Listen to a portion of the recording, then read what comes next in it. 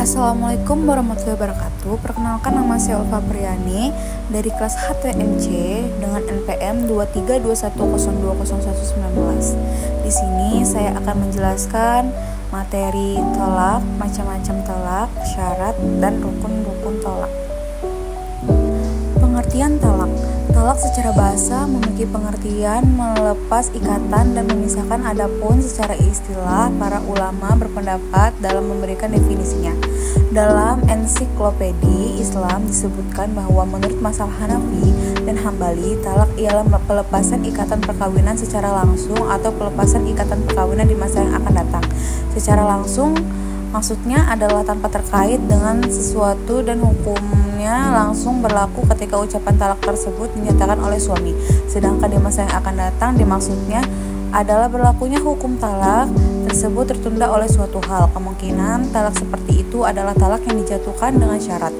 Menurut mazhab Syafi'i, talak ialah pelepasan akad nikah dengan lafal talak atau yang semakna dengan lafal itu. Sedangkan menurut mazhab Maliki, talak ialah suatu sifat hukum yang menyebabkan gugurnya kehalalan hubungan suami istri. Adapun dasar hukum talak, yaitu syarat Islam menjadikan pertalian suami istri dalam ikatan perkawinan sebagai pertalian yang suci dan kokoh, sebagaimana Al-Quran memberikan istilah pertalian itu dengan mitsaqon khalizho.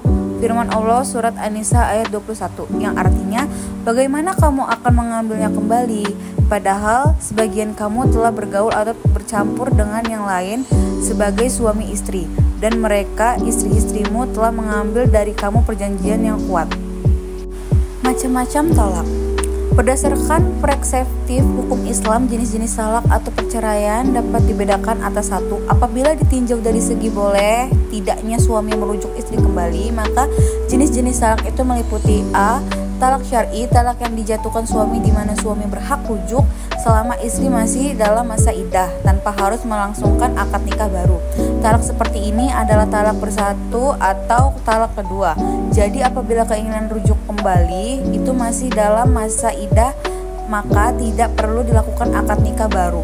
Akan tetapi apabila keinginan rujuk setelah habis masa iddah, maka harus dilakukan akad nikah baru.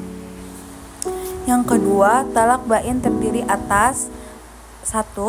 Talak bain sugro atau kecil, yakni talak yang tidak boleh dirujuk meskipun dalam masa iddah, tetapi boleh akad nikah baru dengan bekas suaminya. Seperti talak yang terjadi sebelum adanya hubungan seksual atau qabla al-dukhul, yaitu talak dengan tebusan atau hulu, dan talak yang dijatuhkan oleh pengadilan agama. Yang kedua, talak bain kubro atau besar, yakni talak yang tidak dapat dirujuk dan tidak dapat dinikahkan kembali kecuali setelah bekas istri itu kawin dengan laki-laki lain, telah berkumpul dengan suami kedua itu serta telah bercerai secara wajar dan telah menjalankan iddahnya. Talak bain kubro terjadi pada talak yang ketiga. Kedua, apabila ditinjau dari segi waktu menjatuhkan talak, maka jenis-jenis talak itu meliputi 1. Talak sunni, yakni talak yang dijatuhkan terhadap istri yang sedang suci dan tidak dicampuri dalam waktu suci tersebut. Yang kedua, talak bid'i atau haram, yakni talak yang dilarang yang dijatuhkan pada waktu istri dalam keadaan haid atau istri dalam keadaan suci tetapi sudah dicampuri dengan waktu suci tersebut. Yang terakhir, syarat dan rukun. Rukun ialah unsur pokok yang harus ada dalam talak, dan terwujudnya talak tersebut tergantung pada ada dan lengkapnya unsur-unsur dimaksud. Kemudian pada masing-masing rukun itu ada persyaratan-persyaratan yang harus dipenuhi. Di antara persyaratan itu ada yang menjadi kesepakatan ulama dan ada pula yang masih diperdebatkan. Adapun rukun talak yang menjadi kesepakatan ulama ada 4, yakni suami, istri, sihat, talak, dan qasak.